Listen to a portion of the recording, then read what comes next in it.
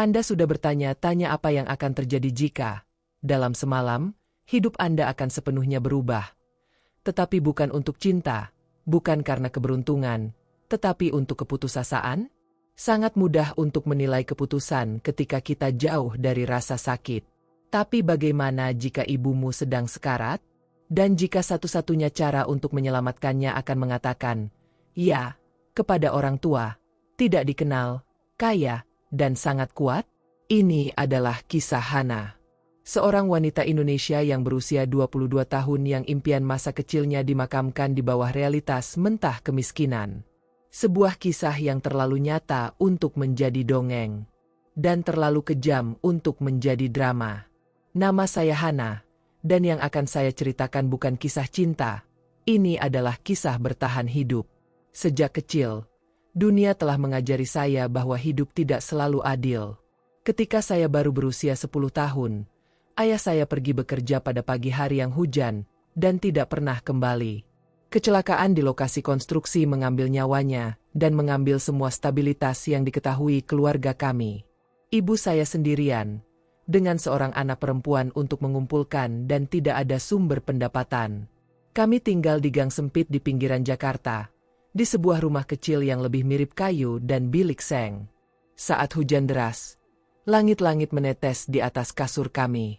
Ketika cerah, panasnya tak tertahankan. Tapi yang terburuk adalah kelaparan. Ada hari-hari ketika satu-satunya makanan adalah nasi dengan garam. Meski begitu, ibuku adalah seorang pejuang. Dia mencuci pakaian dari orang asing, menggosok lantai, membawa ember berat semua dengan tangan yang terluka dan kaki bengkak. Semua jadi saya setidaknya bisa menyelesaikan sekolah menengah. Dia berkata, Hana, bahkan jika dunia membalikan punggungmu, studi ini bisa membuka pintu. Tetapi ketika saya selesai sekolah, kenyataannya melanda lebih kuat dari sebelumnya. Tidak ada uang untuk ceram, apalagi untuk kuliah. Dan ibuku semakin buruk. Batuk menjadi demam. Demam menjadi kelemahan. Rumah sakit yang dibebankan untuk setiap ujian. Dan apotek tidak menerima janji sebagai bentuk pembayaran. Saat itulah, melalui tetangga, muncul kesempatan. Keluarga asing dan kaya sedang mencari pelayan untuk bekerja penuh waktu. Rumah itu berada di zona utama Jakarta dan, kata mereka, milik seorang pengusaha Arab yang terlibat dengan bisnis jutawan. Saya tidak berpikir dua kali.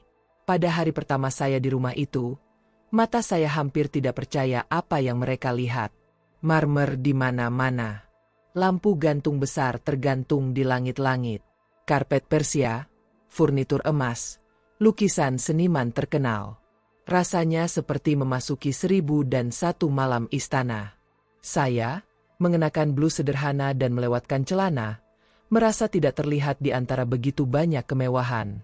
Saya diberitahu bahwa pemilik rumah itu adalah seorang sultan. Seorang pria yang dihormati, dipesan dan jauh lebih tua. Mereka bilang dia nyaris tidak berbicara dengan karyawan. Yang ada di lantai 3, di kamar yang terisolasi, dan hanya turun ke pertemuan penting. Namanya adalah Majid bin Khalid Al-Qwari, tetapi semua orang memanggilnya Said, gelar bangsawan.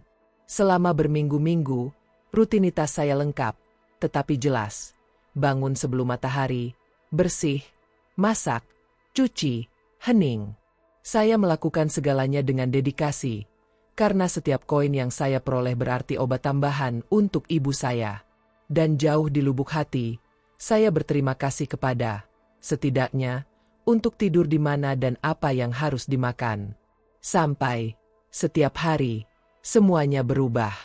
Dia mencuci piring saat salah satu penjaga keamanan mendekat. Jarang pergi ke saya, tetapi itu tampak gugup.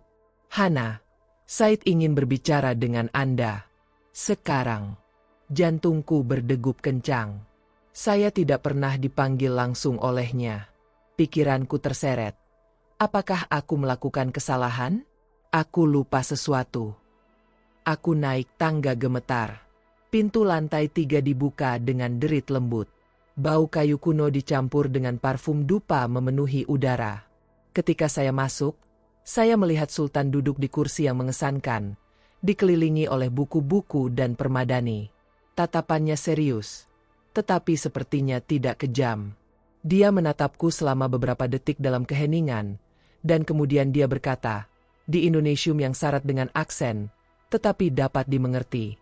Hana, kamu gadis yang baik. Dia merawat ibunya dengan pengabdian, bekerja dengan martabat, dan tidak ada siapapun untukmu di luarnya. Apakah saya benar? Saya mengangguk.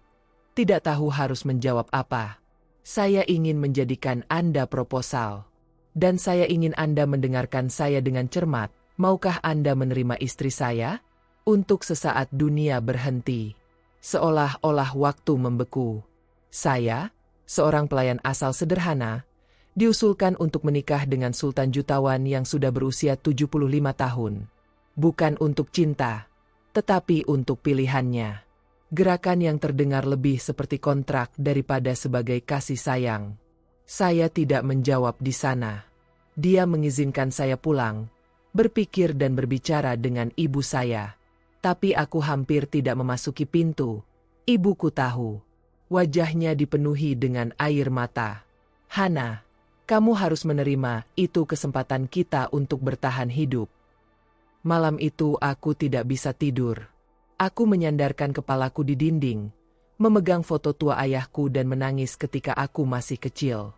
Saya akan membuat keputusan tersulit dalam hidup saya. Dan keesokan harinya, di bawah langit yang mendung, saya kembali ke Mensyahn dan berkata, saya menerima, Said.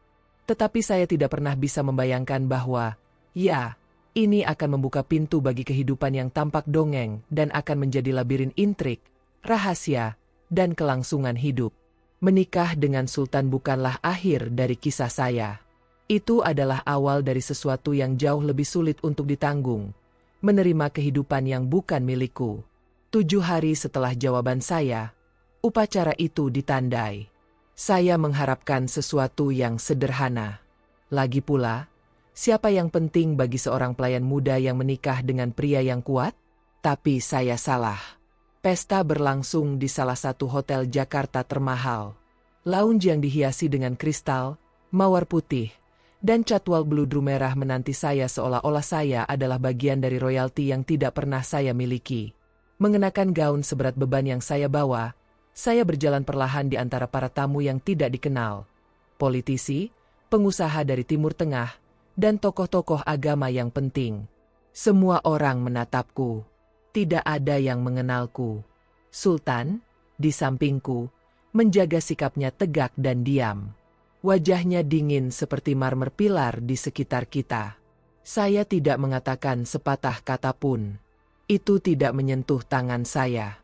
Saya adalah dekorasi di sampingnya, yang dia pilih sendiri untuk diletakkan di sana. Ibu saya hadir. Duduk di baris terakhir. Dengan kebaya yang dipinjam, dia tersenyum dengan mata berkaca-kaca. Baginya, itu adalah kemenangan. Bagi saya, itu adalah penolakan. Malam itu kami dibawa ke sebuah desa mewah di pegunungan. Itu semua indah, tapi kosong. Sementara pengantin wanita lain akan menghabiskan malam pertama yang terlibat dalam kasih sayang atau harapan, saya duduk sendirian, menggunakan jersey sutra yang dipilih oleh tangan yang bukan milik saya, menunggu seorang pria yang nyaris tidak tahu cara memasuki ruangan. Tapi apa yang dia lakukan tidak terduga. Dia menatapku ketenangan, mengambil amplop dari tunik dan memasukkannya ke tanganku. Itu adalah surat wasiat. Bagian dari barang-barang mereka, real estate di Indonesia dan Maroko, sekarang ada dalam nama saya. Dia berkata dengan tenang, aku tidak menikah denganmu karena keinginan. Saya menikah karena saya membutuhkan seseorang untuk dipercaya. Tidak ada orang lain di sekitar saya yang saya percayai. Anda memiliki sesuatu yang hilang di sini di dalam istana ini, ketulusan. Pada saat itu, saya menyadari bahwa saya bukan hanya seorang istri. Saya adalah bagian penting dari papan yang bahkan tidak saya ketahui ada. Pada hari-hari berikutnya, rumah baru saya adalah istana yang terisolasi di pusat Jakarta, disimpan oleh penjaga keamanan bersenjata dan diawasi oleh kamera di mana-mana. Saya diperlakukan dengan hormat, makanan pertama kali, pakaian khusus, ruangan besar dengan teras dan perpustakaan sendiri, tetapi yang saya rasakan adalah kesepian. Tidak ada yang menelepon saya dengan nama. Tidak ada yang membuat saya pandang hangat. Istri sultan lainnya berada di luar negeri, tetapi hantu mereka memenuhi lingkungan. Pelayan berbisik melalui koridor. Beberapa dihindari sampai melayani saya secara langsung. Satu-satunya orang yang berbicara kepada saya adalah Salma, seorang wanita tua dengan wajah tenang, yang mengatakan dia membesarkan Sultan ketika dia masih kecil. Dia mendekati saya pada hari ketiga. Di sini, dinding memiliki telinga, dan mata tersenyum di luar, tapi mereka berdarah di dalam. Lindungi hatimu, cewek. Ini bukan dongeng. Itu adalah pertama kalinya seseorang memanggil saya, gadis, sejak saya memasuki tempat itu. Pertama kali saya merasakan sedikit kehangatan manusia. Beberapa hari kemudian, saya menerima panggilan video di ponsel saya, sama seperti tidak ada yang tahu. Di layar datang wajah seorang wanita yang elegan dengan riasan yang sempurna dan mata yang menembus. Dia berbicara dalam bahasa Arab, tetapi ada kemarahan pada intonasinya, bahkan tanpa saya memahami segalanya. Kamu hari Jumat, bukan? Dia bertanya, sekarang dalam bahasa Inggris. Apakah kamu tahu apa arti istri keenam pria seperti dia? Itu berarti menjadi sekali pakai. Apakah Anda pikir Anda bisa mencuri apa milik kami? Dia menutup telepon sebelum aku bisa menjawab. Salma, yang mendengar bagian dari percakapan, baru saja menundukkan kepalanya dan bergumam. Perang dimulai. Dari sana, semuanya berubah. Peralatan-peralatan saya mulai datang dengan rasa yang aneh. Pesan berhenti tiba. Buku saya menghilang dari rak. Dan tiba-tiba, bahkan profil saya di jejaring sosial dihapus, seolah-olah saya secara bertahap dihapus. Tapi kenapa? Saya tidak pernah meminta untuk berada di sana. Saya tidak pernah mencari kekayaan atau kekuasaan. Saya hanya ingin menyelamatkan ibu saya. Hanya itu. Tetap saja, saya merasa bahwa setiap langkah saya diikuti. Setiap kata diamati. Istana adalah taman mawar, dengan duri tersembunyi di setiap sudut. Sultan, terlepas dari segalanya, menjaga jarak yang penuh hormat. Dia tidak pernah menyentuh saya, tidak pernah mendesak saya. Tetapi dia tidak pernah menjelaskan kepada saya mengapa, di antara begitu banyak orang di dunia, dia telah memilih saya. Kadang-kadang dia menemukannya di taman saat fajar sendirian, melafalkan ayat-ayat atau melihat langit. Ada rasa sakit di matanya, semacam kelelahan lama. Di salah satu malam itulah yang saya dengar dia katakan, tidak tahu bahwa saya ada di sekitar. Dia satu-satunya yang belum mencoba membodohiku. Dari sana, saya mulai mengerti. Saya bukan hanya istrinya. Saya adalah perisai Anda. Gerakan iman terakhir Anda pada seseorang. Tapi apakah saya siap untuk peran ini? Bisakah saya bertahan hidup di dunia itu di mana bahkan keheningan adalah ancaman? Di rumah emas dan marmer itu, satu-satunya kepastian yang saya miliki adalah bahwa saya benar-benar sendirian. Mereka mengatakan kekuatan korup, tetapi hanya sedikit orang yang berbicara tentang berapa biayanya. Pada awalnya, saya pikir saya hanya tinggal di istana. Tetapi selama beberapa hari, saya menyadari bahwa tempat ini adalah medan perang yang sunyi. Setiap detail, dari nada staf hingga posisi kamera, mengecam perselisihan yang tidak terlihat. Dan tanpa bertanya, saya telah ditempatkan tepat di pusatnya. Koeksistensi dengan Sultan menjadi lebih sering. Dia tidak banyak bicara, tetapi ketika dia berbicara, dia menggunakan kata-kata yang beresonansi di kepalaku selama berjam-jam. Suatu hari, saat kami minum teh di kebun, dia berkata, "Hana, bukan emas yang membawa musuh. Itu kepercayaan diri. Ketika Anda mempercayai seseorang, Anda memberikan kunci kehancuran atau keselamatan Anda." Pada saat itu, saya mengerti bahwa dia telah dikhianati berkali-kali. Tetapi yang paling peduli adalah menyadari bahwa saya telah dipilih bukan untuk cinta atau keinginan, tetapi sebagai semacam jangkar emosional. Satu upaya terakhir untuk menemukan sesuatu yang murni di lingkungan yang diambil oleh ketidakpercayaan. Seiring waktu, saya menemukan bahwa istri-istri lain bukan hanya dengan pilihan. Ada perkelahian lama, perselisihan internal dengan pengaruh dan, terutama, atas hak waris. Dan pada titik inilah semuanya terhubung. Di balik layar royalti, warisan bukan hanya uang. Ini identik dengan kontrol, prestise dan keabadian. Nama sultan terkait dengan bisnis internasional, perusahaan minyak dan properti di berbagai negara. Siapapun yang mewarisi yang tidak hanya kaya, akan mengambil tahta simbolis. Kekaisaran yang ditempa dengan aliansi politik dan perjanjian strategis selama puluhan tahun. Suatu malam, sementara Sultan berpartisipasi dalam sebuah acara di luar, saya memutuskan untuk membawa teh ke ruang belajarnya. Dia mempercayai saya sampai mengizinkan masuk ke tempat tinggalnya. Saat meletakkan baki di atas meja, saya tidak sengaja merobohkan folder.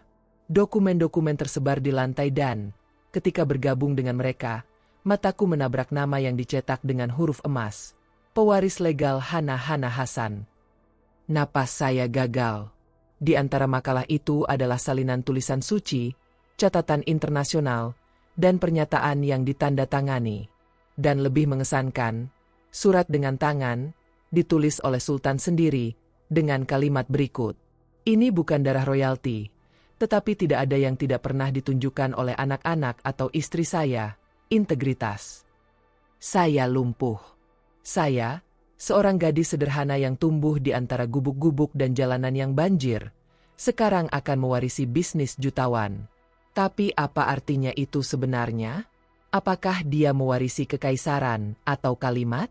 Segera setelah itu, suara bergema di lorong. Saya menyimpan dokumen dengan cepat, tetapi pikiran saya tidak bisa lagi beristirahat. Seolah-olah, tiba-tiba, saya telah ditempatkan dalam permainan di mana saya tidak tahu aturannya, dan pemain lain bersedia memenangkan segalanya untuk menang. Beberapa hari kemudian, saya menemukan Sultan di halaman rumah, melafalkan ayat-ayat lama. Dia memperhatikan tatapan saya yang hilang dan berkata, dengan ketenangan bahwa hanya mereka yang telah melihat seluruh dunia terbakar dapat memiliki. Anda menemukan surat-suratnya. Bukan. Aku mengangguk diam. Itu tidak akan terjadi, tapi mungkin lebih baik dari yang kamu tahu. Semua ini, menunjuk ke istana, suatu hari nanti itu akan menjadi milik Anda. Bukan karena Anda bertanya, tetapi karena itu satu-satunya yang tidak memperjuangkannya. Saya mengaku segera tidak mengerti. Tapi dia melanjutkan.